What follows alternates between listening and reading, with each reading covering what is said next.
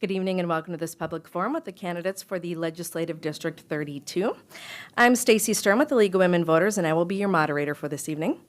This candidate forum has been organized by the League of Women Voters of Bismarck and Mandan, the Bismarck Tribune, and co-sponsored by Dakota Media Access. The League of Women Voters is a nonpartisan organization that promotes the informed participation of all citizens in their government. The League does not endorse or oppose candidates or political parties. All 6 candidates for North Dakota's Legislative District 32 have joined us here tonight. They are Dick Deaver, Wanda Rose, Mark Dosch, Lisa Meyer, Wade Schemmel, and Jim Unkenholtz. This audience is invited to submit questions using index cards provided to you. Viewers at home can phone in questions by calling 355-1312. That's 355-1312 between now and 8 p.m. tonight only. Thursday, October 18th. This is intended to be a respectful exchange of ideas. Our purpose this evening is to provide voters with information about the candidates and their positions on issues that affect the people of District 32. Now let's meet our candidates. Each of you will have 90 seconds to introduce yourself and tell us why you're seeking election to North Dakota's Legislative District 32. We'll start with you, Ms. Rose. Thank you, Stacy, and thanks to the League of Women Voters for having this forum. This is a great opportunity for the residents in District 32 and the citizens of North Dakota to hear about candidates' stand on issues. I'm a wife. My husband, Louis, is with me tonight in the audience. We have 2 adult sons, one that lives in District 32, the other in New Hampshire. He's married, and we have 1 grandson. I'm a registered nurse. I've been a registered nurse for 40-some years. Much of my time was spent being a public health nurse here with Bismarck Burley, and currently I am the Associate Dean at Sanford College of Nursing, where I have taught for about 20 years. Why am I running for District 32 Senate? I served 2 terms in the North Dakota House of Representatives, and now I would like to have the opportunity to serve in the Senate. As a wife, mother, grandmother, and a registered nurse, and having lived in District 32 for 30 years, I believe I can bring a voice to the North Dakota Senate that listens to the citizens of District 32. My passion is families and children are our future, and I want to be a part of those decisions. And as a faculty member, I understand the struggles of young adults attending college and graduating with a debt of about $24,000. Thank you. Mr. Dever? Well, thank you, Stacy, and thank the League of Women Voters, the Bismarck Tribune, and Dakota Media Access, who don't get mentioned every time. Last Sunday afternoon, my wife and I were blessed with the arrival of our 7th grandchild. And in about 2 weeks, we'll expect our 8th grandchild. I have never measured success in dollars and cents. To me, success means that my children and their children live a better life for my having been here. My interest in public service is so that my children and your children and their children live a better life for my having been here. I appreciate the honor that the people of District 32 have allowed me for the last 12 years to serve as their senator. I've worked hard. I think I've been pretty effective in the Senate, and I appreciate the opportunity to be here tonight to discuss those important issues. Thank you. Mr. Schemmel? I want to begin by saying thanks to the League of Women Voters, the Tribune, Dakota Media Access. This is a remarkable opportunity. I caught you, didn't I? This is a remarkable opportunity for us to speak to people and to share thoughts and ideas, and I think it's one that we should cherish. I I've been in this conference, in this state about 11 years. For the last 30-some years, I've been a parish pastor serving in the upper Midwest, and for the last 11, I've been a conference minister, which is a kind of a regional minister serving in North Dakota and some parts of Canada. My wife is here this evening of 42 years, and we also have 2 sons, one that lives in Jamestown and a wounded warrior that just came back and lives in Medina, next town.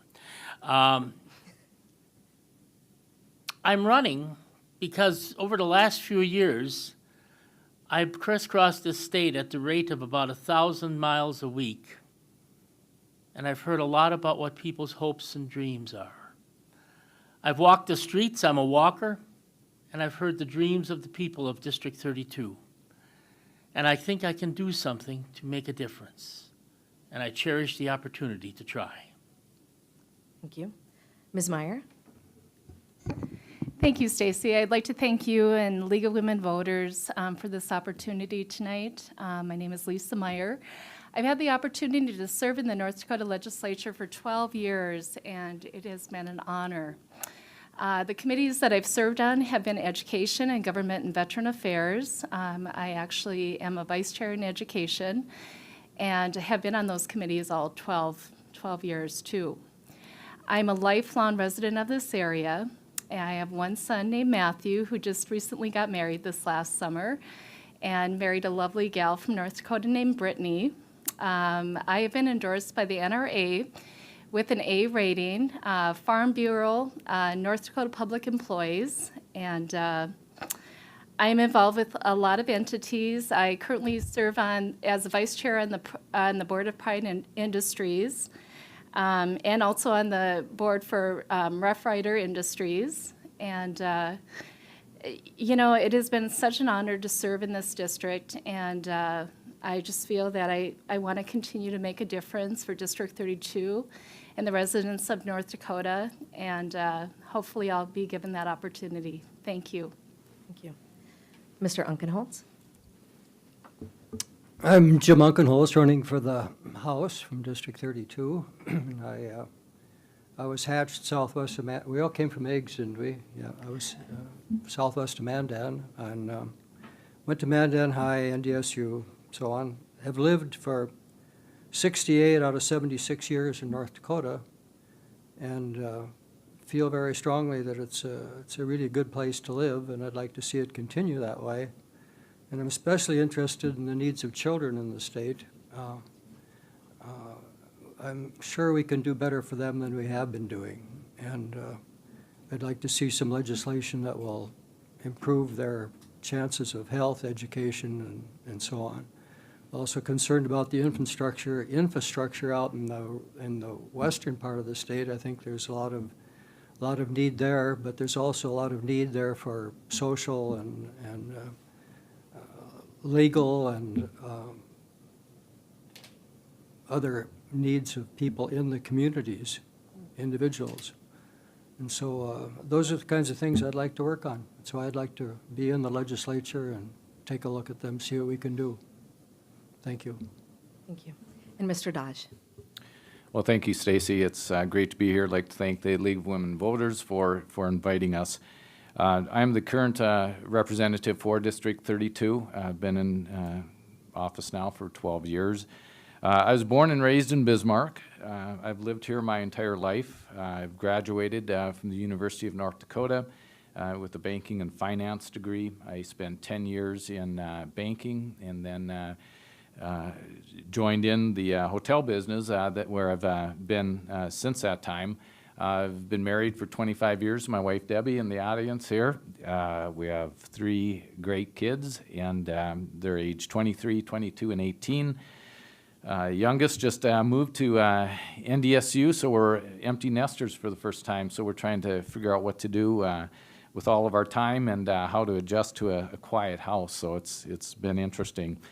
As indicated, I was elected in 2000 and served on various committees, Human Services, Industry, Business, Labor, Transportation, and currently I'm serving on the Appropriations Committee. I got into politics and running this time, I guess, same reason I ran in 2000, and that is because I think I can make a positive difference in the state of North Dakota. It's a great place to live and work and raise a family, and want to try and keep it that way. So thanks for the opportunity.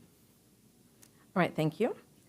And now we're going to move on to the questions developed by members of the League of Women Voters, our audience here tonight, and the viewers at home. If they would like to submit a question, please use the index cards provided in your chair. Viewers can also phone in questions by calling 355-1312 between now and 8 p.m. tonight, Thursday, October 18th. Once again, that number is 355-1312. Candidates have not been given advance copies of the questions, and our format tonight will require that after 4 candidates have answered, or 3 candidates have answered a question, the next question will go, the next candidate in order will receive a new question with the option to address a previous question if they so choose. Each candidate will have 90 seconds to respond to each question. Please comply with our time restrictions so that we can get in as many questions as possible tonight. Our timer will let you know when you are down to 30 seconds, and then 10 seconds, and then stop. Our first question of the night. We will start with Ms. Rose.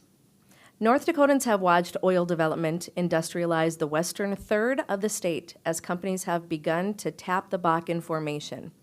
Is the state doing enough to protect the environment, both public and private, in our oil patch? This is a mighty big issue that we're struggling with in North Dakota. I believe that we need to look at certainly the infrastructure that is in the western part of the state as well as across the entire state. There is concern about whether or not we're protecting all the natural resources that we have available to us in North Dakota. And we have to make sure that as we are protecting those resources included are our children and our families, and ensuring that we are providing a safe environment as well. And I know there are other needs that are in the western areas, such as needs for daycare, needs for social services, and needs for judicial crime areas. But we certainly need to make sure that our resources are used adequately so that our generations to come will be able to use the beautiful area that we have available to us. Mr. Dever, would you like me to repeat the question? No, I'll be okay. Okay. My father made his career in the oil patch. I was actually born in Colorado, and when I was 6 years old, we moved to North Dakota in 1958. So we go back almost a full history of oil in North Dakota. If Dad was still alive, he would be amazed at the difference in the oil patch, the technology, the safety requirements, the environmental protections that go into all of that. I think there's 2 issues regarding the environment. One is, are we protecting the water supply with the drilling and the fracking? And I believe that we are. I think it would be of interest to your viewers if they went to the website, www.northernoil.com, and watch just how that, there's a video there that's about 4.5 minutes long that shows how that is, and that protects that, I think, without any doubt. Regarding the environment on the surface, you know, it has come at us so fast. But I think right now the oil patch is shifting gears. They're slowing down a little bit. They're regrouping. They're looking at better ways, more efficient ways of drilling for oil. I think the pipelines and the rail have taken a lot of the traffic off the highways, and I think we're in pretty good shape. I think we're moving forward. Mr. Schemmel, would you like me to repeat the question? The oil that we've been drilling is indeed a blessing to the state and a blessing to our economy. But there are some priorities which we cannot lose track of. For when the oil leaves, we need to remain. And the question is, what kind of a home, what kind of an environment, what kind of a place and community are we going to be leaving behind for the next generations that come? I think I have a concern about the water, the quality of the water, the quality of not only the water that could be contaminated, but also the water that's being used, the degree to which it is affecting ranch life and farm life. I have deep questions about the quality of life that people are experiencing right now, where parents are afraid to let children cross the street to go to swimming pools in certain communities because it is not safe for them to do that. The quality of life is being threatened in many areas of our state, and the people are putting up with some really, really challenging situations. And I have concern about the infrastructure, the roads, the legal systems, the defense of the communities, the protection of people. I think there's things we need to do to help make this more complete and more perfect. Okay, our next question. In the last legislative session, lawmakers tweaked funding for teachers' pensions without resolving the long-term health of the retirement fund. What more needs to be done to bring stability to teachers' retirement? Ms. Meyer. Thank you, Stacy. Last session, that was a huge issue, and I haven't seen exactly where the teacher's pension fund is, where it is right now, and I would need a little bit more information to exactly know where the numbers are. I haven't looked at it within the last 3 months, but I know that there have been struggles, and you're dealing with lives when you look at the teacher's pension fund, and I'm sure that in the next legislative session we'll look hugely at that issue again and look at the numbers. And without knowing where the numbers are at currently, I wouldn't be able to give, an answer. But I will tell you this: last session, I did support to keep the pension fund as is. Thank you. Mr. Unkenholtz, in the last legislative session, lawmakers tweaked funding for teachers' pensions without resolving the long-term health of the retirement fund. What more needs to be done to bring stability to teachers' retirement? Well, I believe very strongly in the defined benefit system that is in place. I was 22 years out at the Youth Correction Center in Mandan and classed as a teacher, and so I'm benefiting from the retirement that was in place, and we could count on it. It was there, and it's been there for us since. And I really feel that that's a good system. I don't think we need to change it. I was a little concerned that the past legislators didn't pick up on the needs of the fund and support it when we had some money. They could have done so, but I'm hopeful that the future legislation will look at this and see if they can't get us up to par again on where we should be in that fund. Thank you. Mr. Dosh, would you like me to repeat the question? Nope, that'll be fine.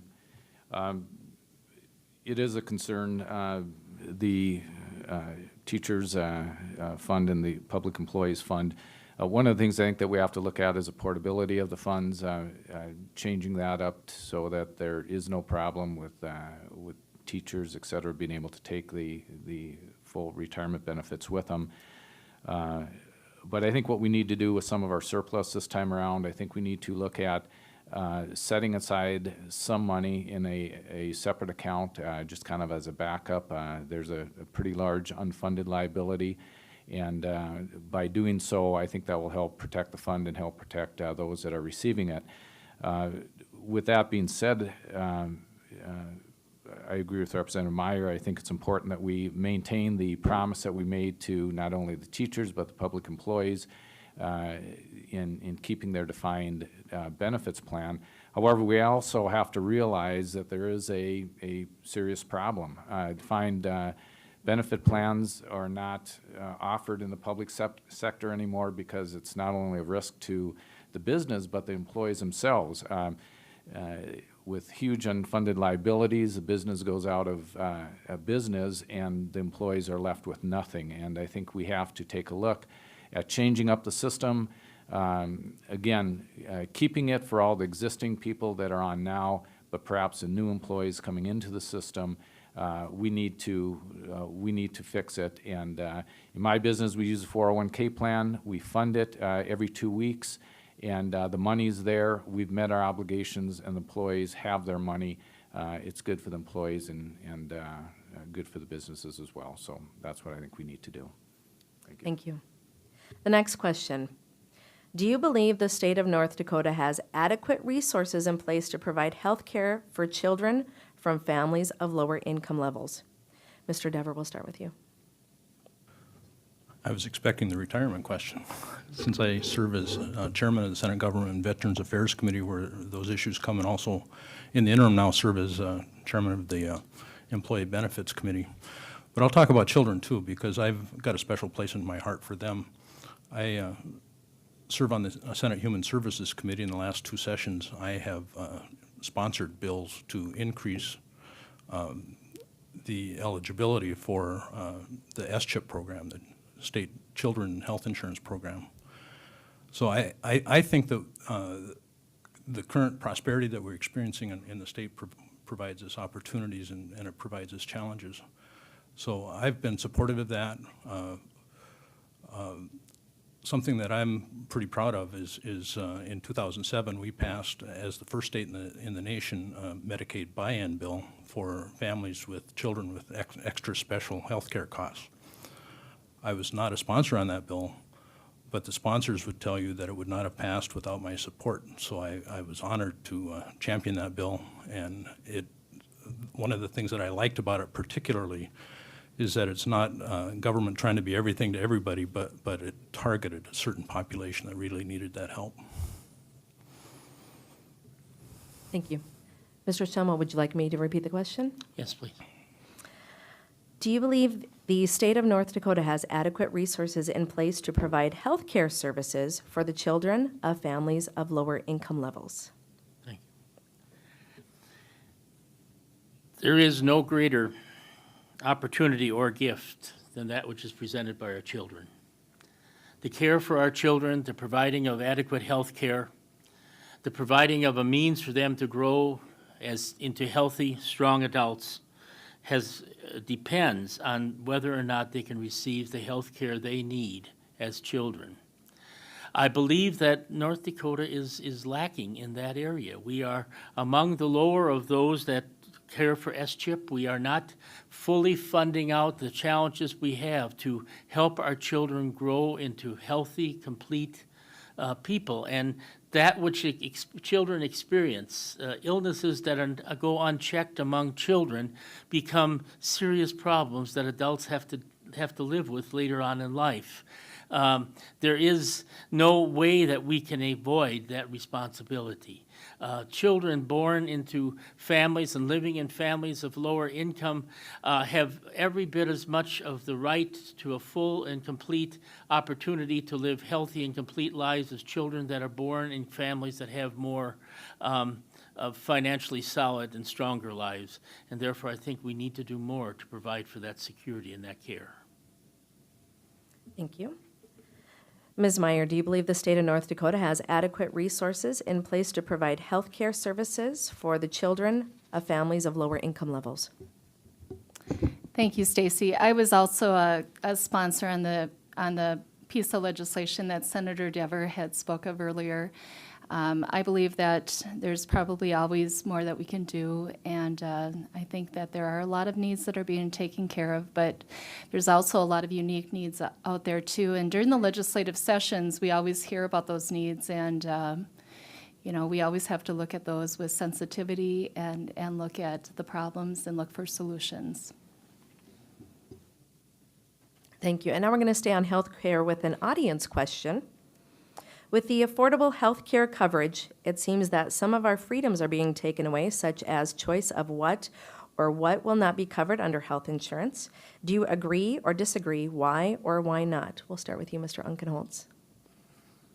Well, my understanding of this group that they keep saying is going to take our health care away from us is going to look at more of the operation of the plan and not decide personally what's going to happen between us and the doctor. So that is not a big concern of mine. I think the health care bill has already done so much good. You can keep children on the plan until they're older, hopefully get some jobs and have some money and can be on their own. I think an emphasis on wellness and prevention is, in the long run, going to make a big difference to the health of a nation, both financially and to the individual who takes advantage of some of those things. So I'm in favor of the good parts of it. I think there's some that can be changed, but the reimbursements to our hospitals and so on have been helpful. I think we need to work with the plan and improve it. Thank you. Thank you. Mr. Dosh, with the affordable health care coverage, it seems that some of our freedoms are being taken away, such as choice of what or what should not be covered under health insurance. Do you agree or disagree? Why or why not? Thank you, Stacy. No, I totally agree with that. Obamacare, as it is known out there, is something that I definitely oppose. It's wrong. The basic problem with health care today is that it's too expensive, and that's why people aren't being covered under the plan. Unfortunately, Obamacare does nothing to bring down the cost or address these important issues, and therefore, you know, some of the things such as keeping your kids on until you're 26, guaranteed insurability and stuff like that, those can be simply fixed out there. But when you look at the cost of the plan, it's the government telling you what you can and can't do, the government telling you you have to buy health insurance. I look at it, the cost, what it's going to cost my business, and there's no way. It's going to be a $60,000, $70,000 additional expense. I look at the expense for the state of North Dakota and what that's going to cost our state, and I feel sorry for the states across the country who are in tough financial shape, who simply aren't going to be able to afford this Obamacare. The problem is if we bring down the cost of our insurance, then more people will be able to afford it. There's many different things that can be done, being able to purchase insurance across state lines, tort reform, things like this that will bring down the cost and make it affordable for everyone. Thank you. Thank you. And Ms. Rose, with the affordable health care coverage, it seems some of our freedoms are being taken away, such as choice of what or what should not be covered under health insurance. Do you agree or disagree? Why or why not? The Affordable Health Care Act certainly has opened up many opportunities for citizens in North Dakota as well as the U.S. Certainly, there is nothing in the bill that says that we cannot choose our health care provider. We can choose the health care provider we want, as well as that includes having an advanced practice nurse as a health care provider. It takes care of the pre-existing conditions that we have. We don't always know if we have a child that is born with a pre-existing condition, or even as we get older, what kind of conditions we're going to have. And it also caps the amount of money that is going to be spent by health care insurance. So if we exhaust $1 million, it will also continue to provide services for us. The other thing is it certainly promotes prevention. And that, if we know what primary prevention is, it's before a condition occurs. And this provides some opportunity for us to live a healthier lifestyle so that in the long run, we will reduce our chronic illnesses. The Frontier State component payment certainly is going to help and benefits the state of North Dakota. And if we do not have the Affordable Health Care Act, we could lose a large amount of money here in North Dakota. Thank you. On to our next question. The new chancellor of the university system said he will request 30 new employees and a budget increase of 14.3% to monitor the state's 11 colleges and universities. Will you support this request and other moves to centralize administration of public higher education in the state? Mr. Schemmel. I appreciate the intent and the thought of this question. It calls us to recognize that higher education is one of the challenges that comes before us, and it is an opportunity to not only provide for the young people who come up through the system, but also an opportunity to provide the necessary personnel, the necessary labor and management for our state, for our businesses, for the communities we live in. The request for 14.3% larger staff, one of the questions I'd like to ask is I would explore that, because I really don't have the answer for that, is what are the needs that have to be addressed by these people? What are the tasks that have to be done? What kind of job descriptions are going to be present among those 30 people? And are those tasks going to be done in other ways? In other words, is this really pulling something into the office that can be done in a broader context? Or are we, in effect, answering some of the vital needs that are out there? I do not believe I don't know the answer to those questions from the information I've gotten thus far. But that would be the questions I would ask as I would begin to pursue the answer to this question. Thank you. Thank you. Ms. Meyer, the new chancellor of the university system, has said he will request 30 new employees and a budget increase of 14.3% to monitor the state's 11 colleges and universities. Will you support this request and other moves to centralize administration of public higher education in the state? Thank you, Stacy. Well, I've met the new chancellor, and I think we need to give him a chance. Obviously, he has expertise in a lot of areas.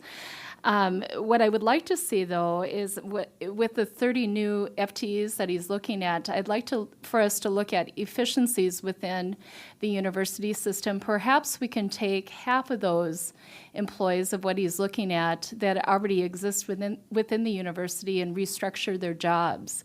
I think that we need to look at efficiencies within the university system, and it alarms me to look at the fact that we're looking at another 15%, almost 15% increase in higher ed again, and I think that we need to really start to look at efficiencies within higher ed, and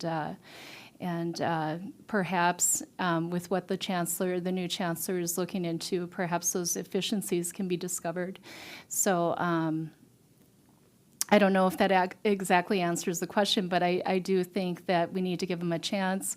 But I think with what he's asking, I think we can look at within the university system presently with the FDs, look at utilizing at least half or 3/4 of them that already exist. Thank you. Thank you. Mr. Unkenholtz, the new chancellor of the university system said he will request 30 new employees and a budget increase of 14.3% to monitor the state's 11 colleges and universities. Will you support this request and other moves to centralize administration of public higher education in the state? Well, I think any time that a organization requests a lot more people, they need to justify it and explain exactly why they need it, where is the area that they're going to work on.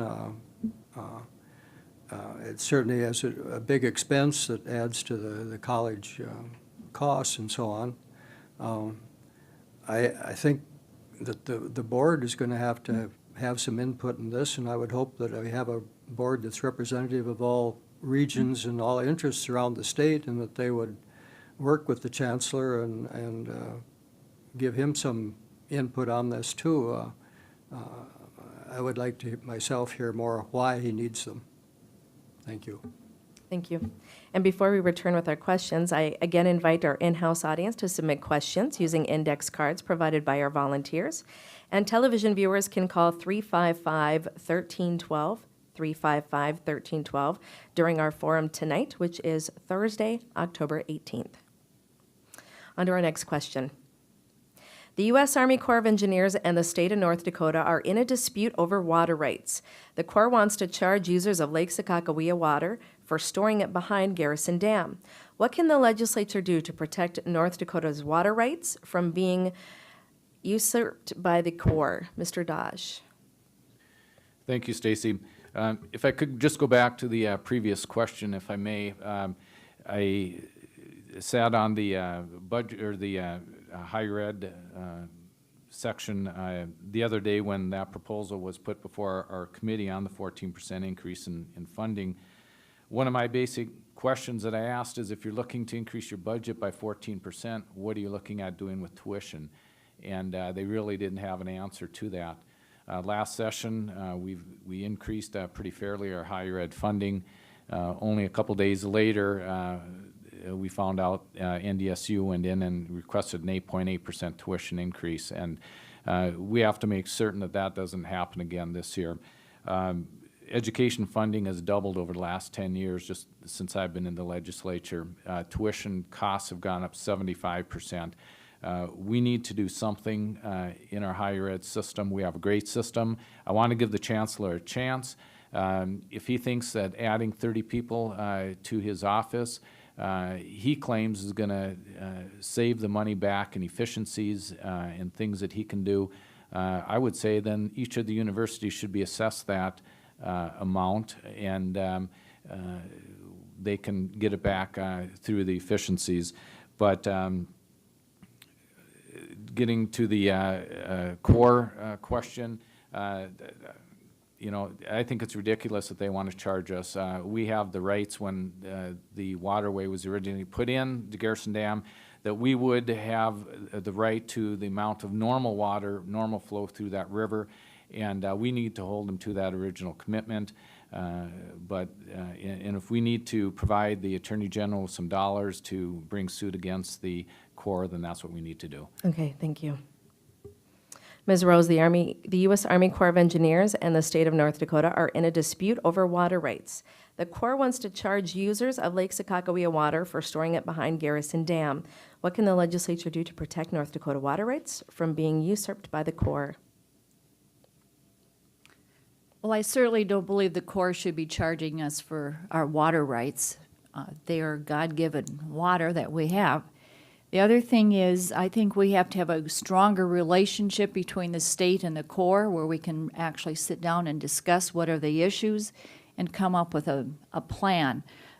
Right now, I'm not sure exactly what that plan is going to look like, but I would make sure that we are not going to be held accountable for being charged for the water that we have in our back door. Thank you, Mr. Dever. The U.S. Army Corps of Engineers and the state of North Dakota are in dispute over water rights. The Corps wants to charge users of Lake Sakakawea water for storing it behind Garrison Dam. What can the legislature do to protect North Dakota water rights from being usurped by the Corps? Well, I wish we could sit down with the Corps and negotiate, but I don't think that's quite the way they work. I've argued on the floor of the Senate many times support for the 10th Amendment, and I think that's what's at play here. I think the governor and the attorney general have been very aggressive in their arguments against what they're doing. We need to realize that we have a federal government that spent all the money. They're looking for funding from whatever source they can get it, and that water might be one of those. I've heard Lynn Helms with the Oil and Gas Mineral Resource Division say that the total amount of water used for fracking in the oil patch would only take 1 inch off of Lake Sakakawea. I don't think that is providing any hardship, taking anything away from anybody else. We have never, in my memory, had an administration that has been in lawsuits against as many states as this current one. So I think maybe the best thing that we can do, I'm going to vote for Mitt Romney, Rick Berg, and Kevin Kramer on Election Day. Thank you. On to our next question. The 3 affiliated tribes had the foresight to plan for a refinery, which was recently permitted by the Department of Interior. Would you support a state-owned or supported refinery to keep more of the Bakken oil from being shipped out of the state at discounted amounts? Ms. Meyer. Thank you, Stacy. I 100% would support a state-owned refinery. I think it would be very good for our state. I think that we're experiencing amazing economic times because of what we have in resources currently, and I think that I think that it's great that the tribes actually are going to have their own refinery, and I would definitely support a state-owned refinery. Thank you.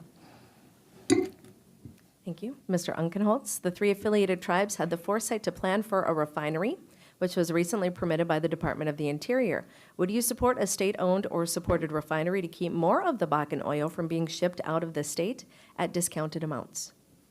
Yes, I would. I think that this has been very slow in coming. It's been talked about for a number of years to have a refinery in the state in addition to the one we have at Mandan, and it just means that we can probably deal, say, with the diesel problem that a lot of farmers have or other people that use diesel fuel. Hopefully that would address some of that. And I think it's long past due that we get a refinery in the state, and I very much support it. Thank you. Mr. Dodge, the 3 affiliated tribes had the foresight to plan for a refinery recently permitted by the Department of Interior. Would you support a state-owned or supported refinery to keep more Bakken oil from being shipped out of the state at discounted amounts? Well, the primary reason why there has not been more refineries built, not only in North Dakota but across the country, is because of the EPA regulations. They have become so stringent, so difficult, that virtually for the last, I believe it is 15, 20 years, there's been no new refining capacity built in the United States, which is wrong. It goes back to, again, an administration that I feel is over-regulating. We saw the new coal plant in South Dakota that was going to go in, throw in the towel because of the excessive government regulations. And I believe that if we had an EPA, the right people in there that would relieve some of the excess burdens, that the private sector would be able to go in and build the refining capacity that we need, not only in North Dakota but across our country, to help make us energy independent and give us the fuel, diesel that we need. In addition, I believe the XL pipeline, again, this administration turned down the pipeline, and that's why North Dakota is receiving less for its crude oil, is because we simply can't get it out of the state. So less government regulation, put the backing in the private sector, and they'll get the job done. Thank you.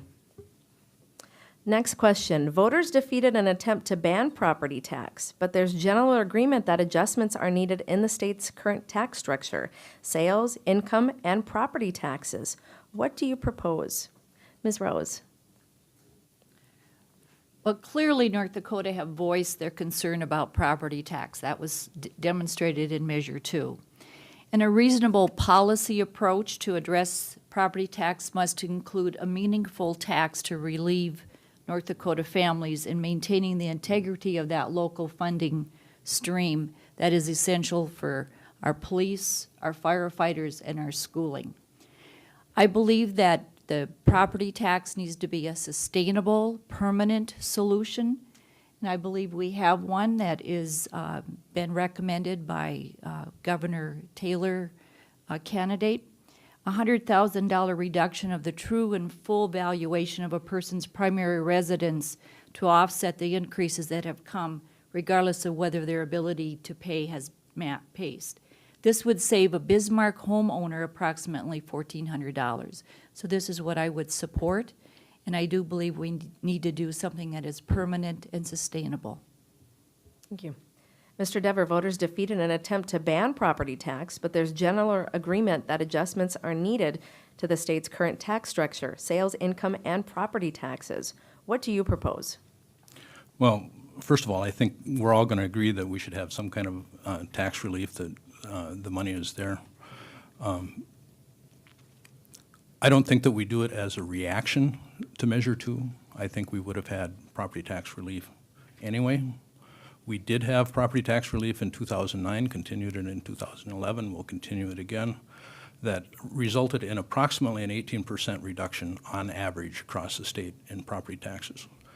The way that we did it was a little bit awkward. We bought down 75 mills on the education on K-12. That continues to be a little bit awkward, and I know that the chairman of the Senate Finance and Tax Committee would like to find a better way to do that. The governor has put on the table a proposal to reduce property and income taxes by $545 million. That's a chunk of money, and I think that's a starting point. I think we will probably end up with some version of that. We're going to have a lot of different choices. I will support the most generous proposal that is both reasonable and sustainable. Thank you. Mr. Schemmel, Voters defeated an attempt to ban property tax, but there's general agreement that adjustments are needed to the state's current tax structure, sales, income, and property taxes. What do you propose? The Measure 2 left us know how deep the concern runs for tax relief. If there's been something that I've heard over the last several years as I've been across the state and across this community, it is the need for tax relief. And yet in the midst of all of that, we have greater demand upon the system, greater demand upon our schools, greater demand upon our infrastructure. And so the question is, how do we maintain the quality of life we've come to know and still at the same time bring tax relief to families, to small business people, to farmers and the like that is sustainable? I do support candidate Taylor's proposal. I think it has some ways of getting at this that gives some of the vital relief that's absolutely necessary. I also think we need a more elastic system that responds to the communities that are there and the challenges that come before them in ways that draw upon revenues when they are available, and yet on the other hand does not put an undue burden on particularly the family and the small business person and the farmer. So I would support candidate Taylor's proposals. Thank you. Next question. State government continues to be pressed for space for their employees. For example, the election officers in the Secretary of State's offices are not located in the state capitol but off-site, and the public has only limited access to these offices. What should the legislature do about these facility issues? Mr. Unkenholtz. Well, it looks like we just put a big parking lot up there, so I guess we've taken some of that space up that could have been used for it. Whether that was a great plan or not, I'm not sure yet. It seems like there is a lot of space around the Capitol that could be utilized to house some of these offices. I'm not real clear as how much of a difficulty it causes them in the age when we have almost instant communication. I guess I would need to hear more from the people that are involved in that before I would support doing anything too serious. Mr. Dodge, state government continues to be pressed for space for their employees. For example, the election officers in the Secretary of State's office are not located in the Capitol but off-site, and the public has only limited access to these offices. What should the legislature do about these facility issues? Well, Stacy, you know, one thing that's always amazed me about government, and that is its size and its continuing growing. You look back a number of years when the Capitol was just the Capitol, and then we added on the judicial wing, we added on the highway department, we took over the state library, and there are many other government offices across the city. And I guess, you know, this is where we really have to start taking a look at the growth and size of government. As mentioned earlier, higher ed in their proposal is to add another 180 total employees to higher ed this next go-around. And the population of North Dakota has not grown that much in relation to the size that our government has grown. So again, I think we really need to take a close look at our government and say, do we really need to keep growing it, or is there better ways that we can become more efficient in what we're doing? Thank you. Ms. Rose, state government continues to be pressed for space for employees. The election officers in the Secretary of State's office are not located in the state capitol but off-site, and the public has only limited access to these offices. What should the legislature do about these facility issues?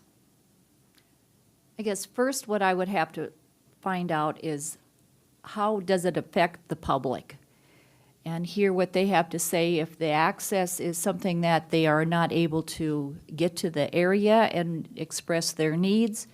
Again, many of the works of government is available online, phone call away, internet away.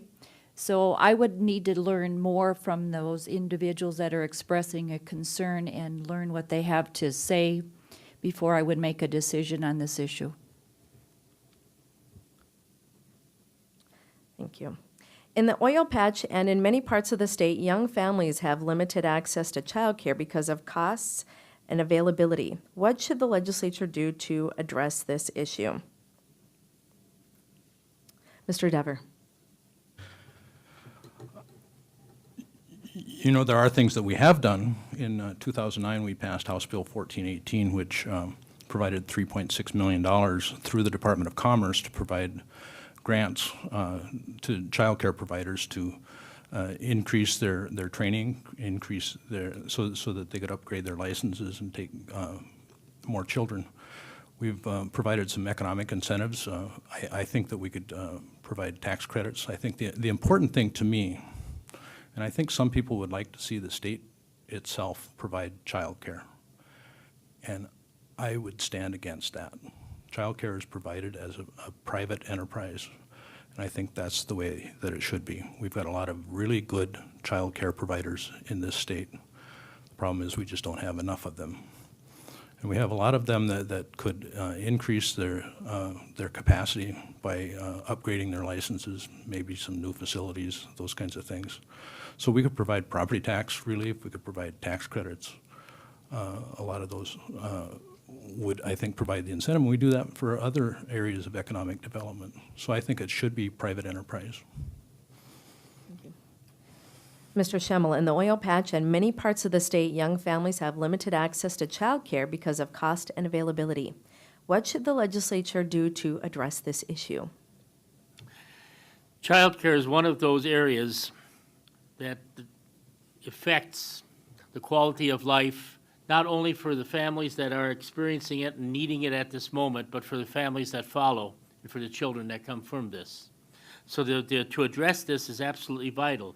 I affirm the efforts that have been taken so far in the areas of training, in the areas of involving helping child care providers to get going. I think this was a good first step. I think we need to do more to provide greater child care because the need for it is growing at such a phenomenal rate right now that if we do not provide adequate child care at this point, we will be walking into some serious problems later on. I would agree with anyone who says if the private sector can provide child care, that's absolutely the way it should be done. But if the private sector is not able to meet the demand and the needs at this point, government is a participant and a partner in the quality of life that we live and needs to help support and enable that to be carried out more effectively. So I would invite the government to be very aware of what needs to be done and be ready to respond as necessary. Thank you. Ms. Meyer, in the oil patch and many parts of the state, young families have limited access to child care because of cost and availability. What should the legislature do to address this issue? Thank you, Stacy. I think that there is a huge need out in the oil patch for childcare right now. What I would propose is, I know as Senator Dever had mentioned in the 2009, we had provided some tax incentives. I think that we probably need to look at that again in the next session, 2013 session, provide incentives to facilities that are providing child cares. And I think we also need to look at some tax incentives for private employers as well, and perhaps that they could look at the needs of their employees, and hopefully that would provide some relief for their families and provide some child care institutions within, the facilities that the employees actually, on-site facilities, I think would be good. Another option that I thought as a legislator is maybe perhaps even we could look at some of the space that's available in public buildings such as universities. Let's say, for example, if Williston has some space in their university and or in their college that they're not utilizing, maybe we could provide that space for childcare as well. So I think that there are some good things that the state can do. Thank you. Thank you. Candidates, our time is almost up here tonight. Thank you for being here. You will now each have 1 minute to provide a closing comment. We'll start with you, Ms. Rose. Thank you. Thank you again to the League of Women Voters for this opportunity. As we focus on this strong economy, we must not lose the sight of the fact that our ultimate objective is to have higher standard of living and a better quality of life for all North Dakotans. It is important to balance the needs of the citizens of North Dakota as well as the infrastructure of the state. I want to be a part of the answer to the issues discussed tonight. I believe District 32 needs a new voice, and I would like your vote on November 6th. Thank you. Mr. Dever?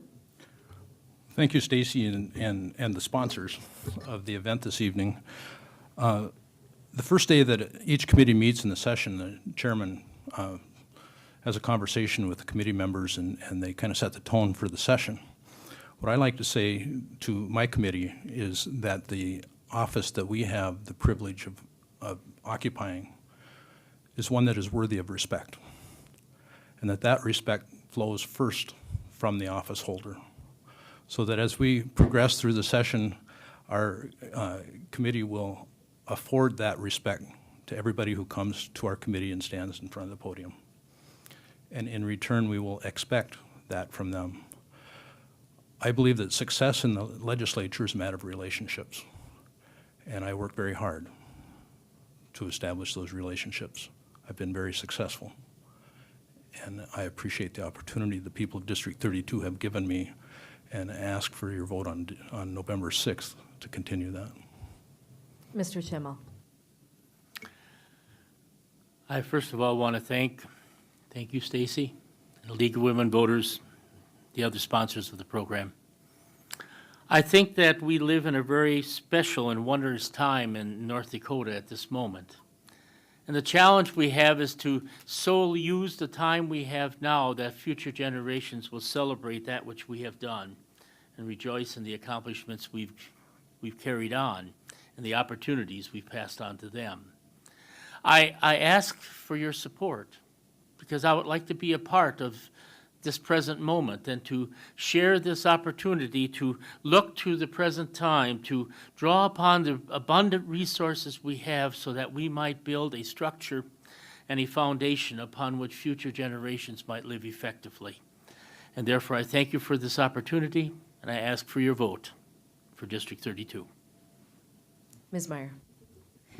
Thank you, Stacy. I thank you and the sponsors for this evening. I think that we've had some great dialogue this evening, and sincerely appreciate it. I have so wholeheartedly appreciated the opportunity to serve as District 32's representative for the last 12 years. I would ask the voters of District 32 if I can continue to have that opportunity. I believe that I have a great ability to listen to individuals. I have a great ability to make a difference. So I thank you for this evening, and I ask the voters of District 32 for their vote. Thank you. Mr. Unkenholz?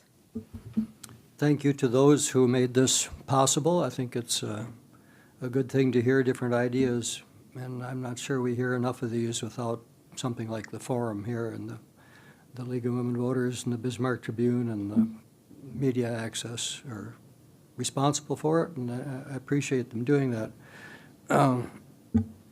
I think that I really am concerned that we haven't looked ahead far enough, fast enough in the state of North Dakota. We've probably been too little, too late on too many things. Right now, our children are moving from 14 to 16% in poverty. Kaiser Foundation says 8% of North Dakota children don't have any insurance. And these are just a couple of the items as far as children are concerned that I don't think with the kind of money we have in the state that we should have 12,500 kids without insurance. And that's just one example of the kind of thing I think we need to look at. And I'd really like to work on those problems as a representative from District 32. Thank you. Mr. Dodge? Thank you, Stacy. I'd also like to thank the League of Women Voters for this opportunity to put this forum together. I'd also like to thank the people of District 32 who have shown us their support over the years. It truly has been an honor to to serve the people in our district. But this is going to be a very important election, perhaps more important than any time in our state's history. Anytime government has a lot of money, which North Dakota does today, the temptation is to grow and expand government. All we need to do is look at California, for example, a state with the world's 6th largest economy. Times were good, they were spending money, expanding their government, and today they're in economic chaos. That's why it is critically important, I believe, to send fiscally conservative people to the Capitol who understand and believe in limited government.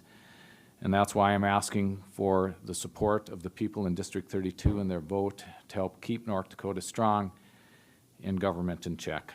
Thank you. Thank you. I wish to thank the Bismarck Tribune, Dakota Media Access, and the volunteers from the League of Women Voters for organizing this forum. Thank you to the viewers at home and the audience members here tonight for taking time to learn more about the candidates and the issues.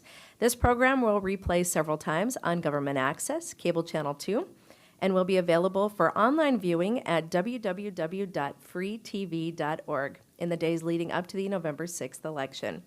Before we close this candidate forum, I want to remind you that voting in North Dakota is very simple, and you can find voting information at your county auditor's office and from the office of the North Dakota Secretary of State. Thank you all, and good night.